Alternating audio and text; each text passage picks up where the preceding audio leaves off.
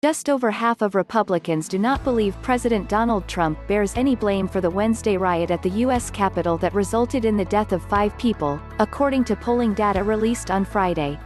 Trump has been widely held responsible for encouraging thousands of his supporters to march on the Capitol building while Congress was certifying the Electoral College victory of President-elect Joe Biden. Trump had long insisted, without evidence, that the election had been rigged against him, making him the true winner. Rioters gained access to the Capitol building, forcing lawmakers to go into hiding. 5 people died as a result of the riot.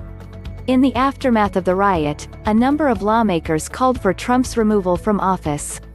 Not all Republicans place the responsibility for the riot on Trump's shoulders.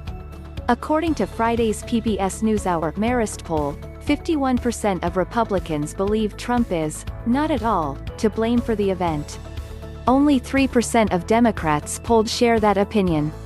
A majority of Democrats, 85%, blame Trump for the riot, a great deal, with only 22% of Republicans agreeing with that assessment.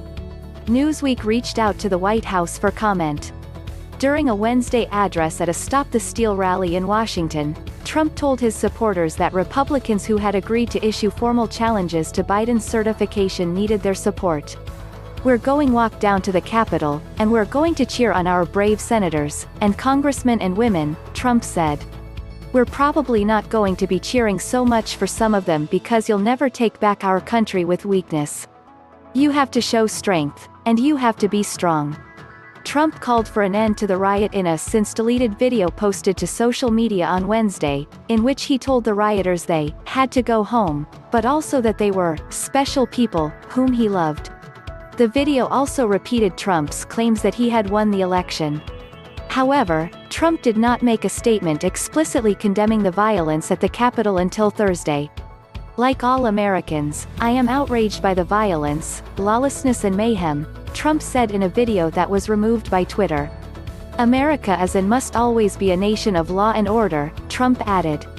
"The demonstrators who infiltrated the Capitol have defiled the seat of American democracy." Some lawmakers claim that Trump was complicit in creating an environment that allowed the violent riot to occur by continuing to baselessly claim that the election had been rigged. Lawmakers from both parties encouraged Vice President Mike Pence to invoke the 25th Amendment, which allows for the removal of a sitting president found to be unfit.